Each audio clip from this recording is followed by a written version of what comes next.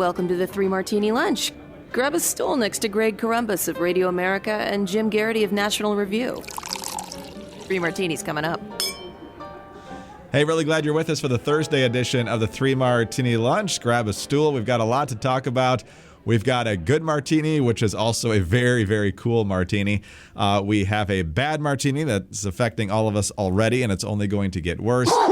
And then we have a truly crazy martini. So crazy that Jim's already sneezing over it. And so, Jim, let's talk about our good martini. Longtime Three Martini Lunch listeners will know that one of our very favorite things to talk about is really cool intelligence operations that Israel uses against Iran. We've seen magnet bombs thrown against the cars of nuclear scientists. We've talked about the Stuxnet worm. I think there was actual explosions at nuclear facilities that haven't officially been claimed necessarily by Israel, but I think we pretty much know. And now we've got another one. This is courtesy of a Twitter thread from Open Source Intelligence Insider. It says a close associate of Iran's supreme leader has turned out to be an Israeli spy. Catherine Shakdam was regularly featured on Press TV and other Iranian state media, and she has now revealed that she is Jewish and works for Israel's Foreign Intelligence Agency. Catherine Shakdam made her way into Iran's power corridors by introducing herself as a newly converted, fierce anti-Israel British Muslim. Her articles were regularly featured on the personal website of Iran's supreme leader. That would be the Ayatollah Khamenei. Iran's current president, Raisi, gave her a special interview during previous elections when he was a presidential candidate. She was also seen with many high-profile ministers in the Iranian government during the past 8 years. In a recent interview, she has said she was able to infiltrate into Iran's power corridors because Iranian regime figures always yearn for validation from foreign white people. She gave them validation through her work and was able to hack the high offices of Iran. Quote, I nevertheless walked right into the belly of the beast by the request of the very government whose motto calls for the death of all Jews and the annihilation of Israel. Iran is trying to do some damage control, Jim, but it almost seems like Tehran just rolled out the red carpet for her here, and she took full advantage of it. Hopefully she got a lot of good intel. I suspect being a Western woman may have had a certain appeal there. She says having a French passport and her former marriage to a Yemeni Muslim gave her, quote, a free pass to many Islamic countries. Ahmadinejad supporters say that she had close or intimate relations, I'm wondering how they're characterizing the word intimate, with dozens of officials, including Yodola Javani, which is the managing director of the Revolutionary Guard Corps Weekly. By the way, I didn't even know the Iranian Revolutionary Guard Corps had a weekly magazine, but they do. Subh al-Sadah, so I guess it's like Time if you really like, killing people. And Hamiriza Moghadamfar, deputy chief of the organization that publishes Khamenei's works and runs his website. So some fairly high-level officials, and I'm sure the Israelis enjoyed getting their hands on all of this sort of stuff. I think her courage is extraordinary. I think coming out and saying so at this point is extraordinary. I guess if there's a sense that there's no further ability to her. She no longer has an ability to get useful information out of these figures. Perhaps her cover was blown, and or the Israelis just wanted to see the Iranians' faces when this information was revealed, and how many Iranian officials apparently interacted with this woman, and God knows what they told her. Presumably useful information, never knowing she was secretly working for the Israelis all along. Jim, do you think after each of these incredible embarrassments, setbacks, infiltrating episodes by Israeli intelligence, do you feel like there's constant episodes of that scene from Downfall with Hitler where he finds out just how bad things were, how things were compromised, information, scientists with critical knowledge getting whacked on the way to work and so forth, and they're just pulling their hair out every time this happens? Because I just find it a lot of fun. Well, I think one of the things this reveals is that no matter how secure you think your organization is, your system is, no matter how many precautions you put into place, in the end, your organization and your government is full of human beings, and human beings are flawed and vulnerable and sometimes make stupid decisions. And they are usually the weakest link.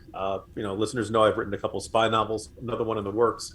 And so to make them good, I do a lot of research, and all kinds of fascinating examples who say, if you want to hack into some organization's computer network and it is password protected, Generally, the easiest way to do it is not to have some fancy algorithm or something like that, is to get into the workplace.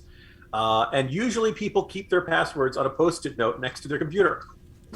Ordinary people in every big organization have the same problem remembering all their passwords that everybody else does. And so somebody somewhere is going to write it down and keep it easily accessible. And of course, this is terrible, information security practices, but human beings do this. All you got to do is figure out which guy is the one who's most annoyed by passwords, and that's how you can do it. So in a way, there's something reassuring to know that the flaws of humanity are more or less universal.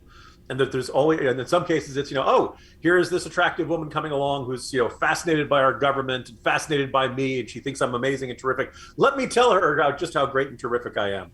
And lo and behold, they end up spilling a lot of beans. That's anywhere you go in this world, human beings are going to be human beings.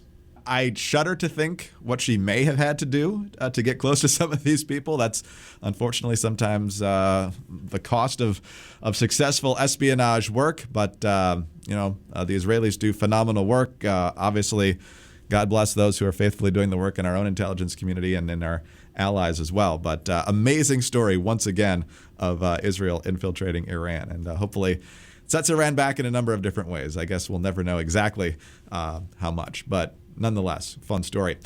Jim, on to our sponsor for the day. And when it comes to money and your small business, there are smart ways that you can proceed. Because look, fortune favors the bold. And right now, you're going to need a lot of boldness the way our economy is going. More on that in the second martini. For your business to break out of anything holding you back, you're going to need business checking just as brave as you are. And that's why Novo is introducing Novo Business Checking.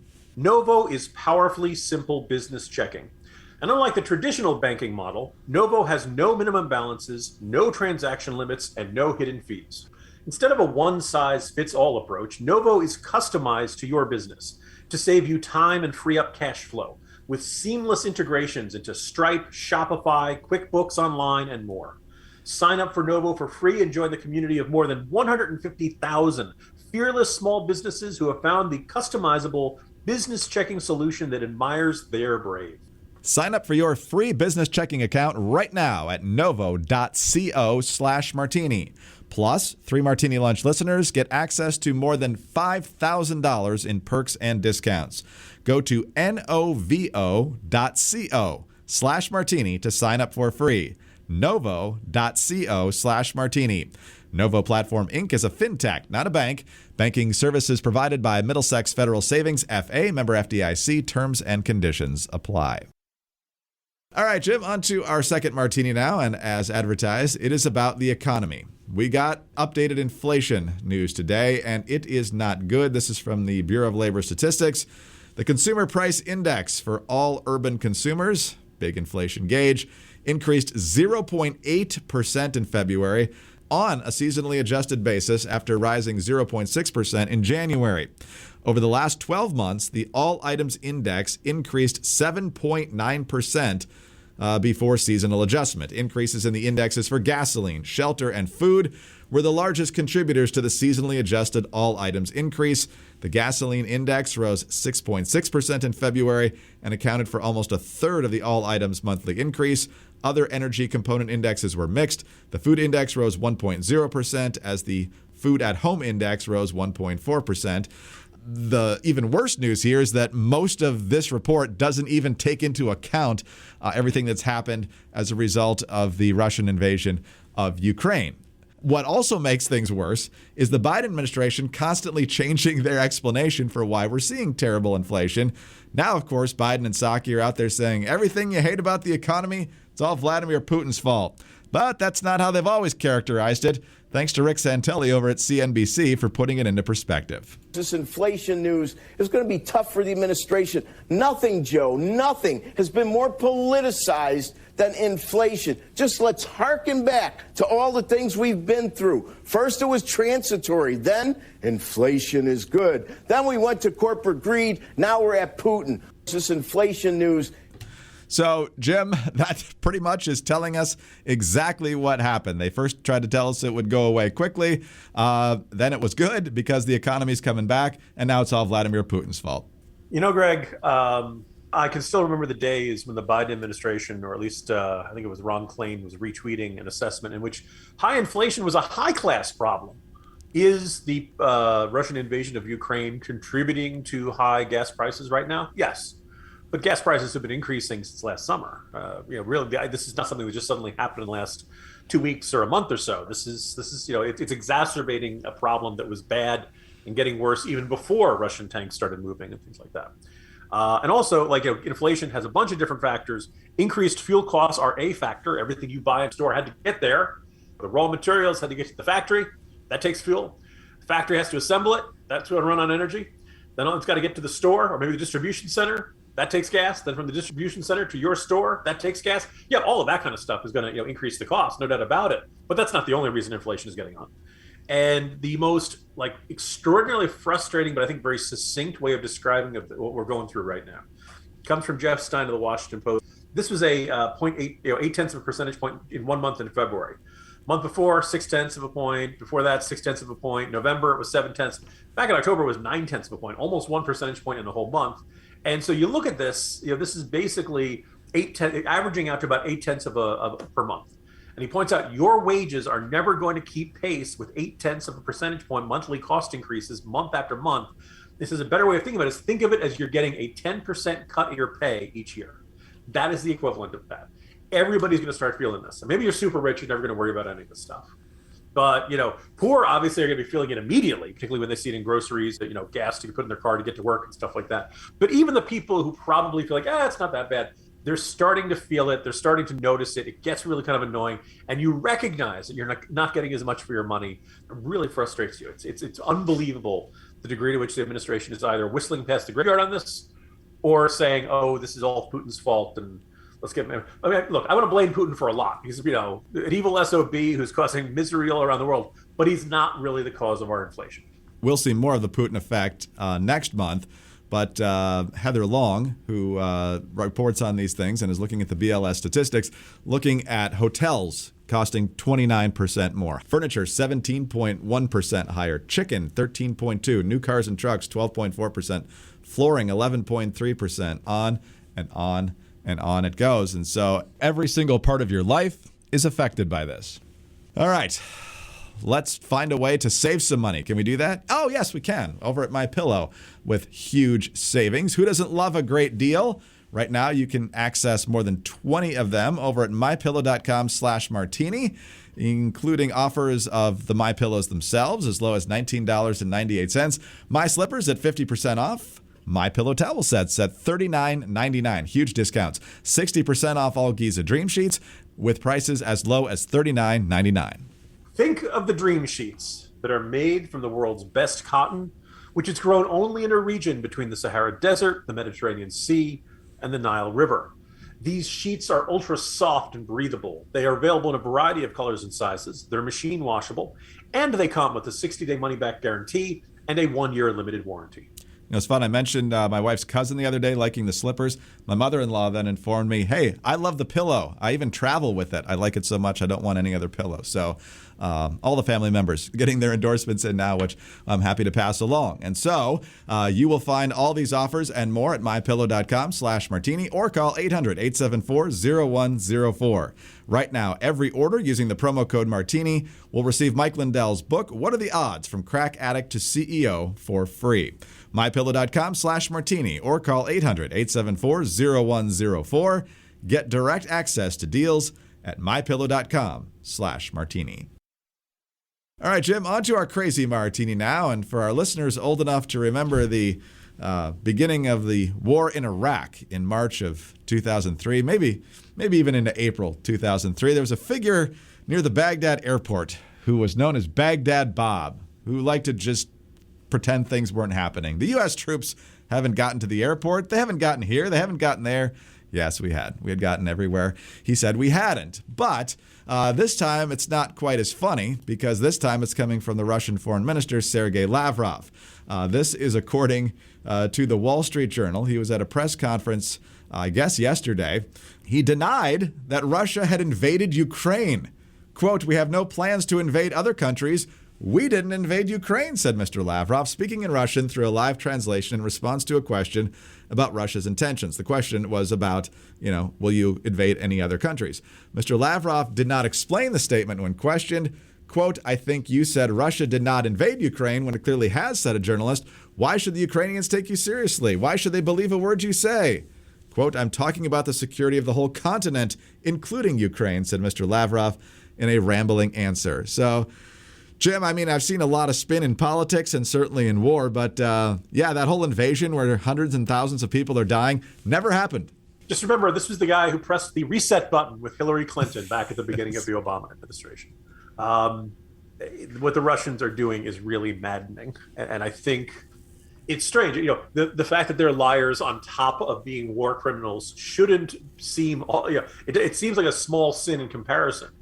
But it's almost like, look, if you guys are going to be the kind of brutal, sadistic maniacs who would shell into cities and apparently hit several hospitals yesterday, including a maternity hospital, then just own it. Just admit it. You are evil bastards, and just this is who you are. That's what you're willing to do, fine. But don't do this whole thing like, oh, we're just fighting this limited military operation, and we're doing this entirely in response to, it's a counterterrorism operation. It's denazification. There were a lot of Nazi infants in that hospital.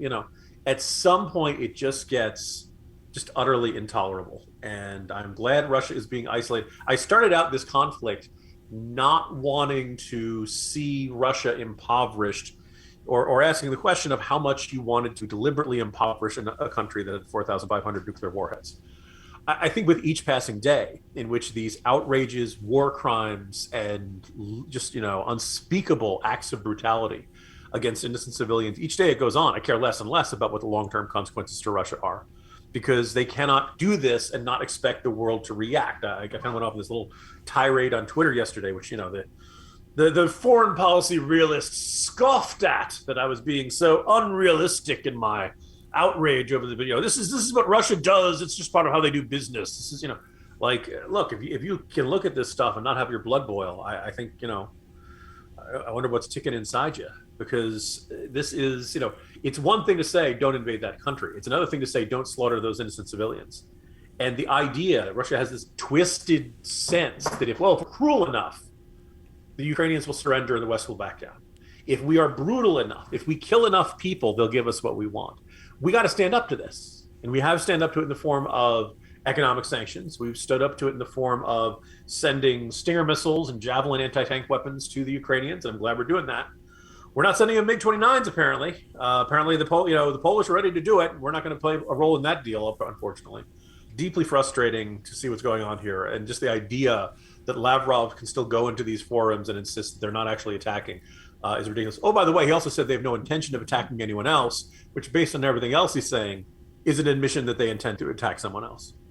Yeah, obviously, if he's denying that the invasion that already happened, then his word that there won't be any more is worth absolutely nothing. Wow. Jim, you never know what you're going to get. Hopefully we got some good news tomorrow. See you then. See you tomorrow, Greg. Jim Garrity, National Review. I'm Greg Corombos of Radio America. Thanks for being with us today. Do subscribe to the podcast if you don't already. Thank you very much for your 5-star ratings and your kind reviews. Please keep those coming. They're a huge help to us. Get us on your home devices. All you have to say is play 3 Martini Lunch podcast. Follow us on Twitter. He's at Jim Garrity. I'm at Dateline_DC. Have a great Thursday, and please join us again on Friday for the next 3 Martini Lunch. Hey guys, it's Mock and Daisy from Chicks on the Right. We're excited to tell you about our podcast, the Mock and Daisy Common Sense Cast. From discussing topics like cancel culture, what's happening to our new generations, crises in our nation, and even some high-profile interviews, each week we touch on subjects that matter to us and matter to you. And we're not afraid to tell you how it is, so tune in every week to hear us talk about the things or even just get a good laugh. To find out more, go to our website, chicksontheright.com, or start listening on the Apple Podcast app, Spotify, or your favorite podcast app. Don't forget to leave a comment or review and subscribe.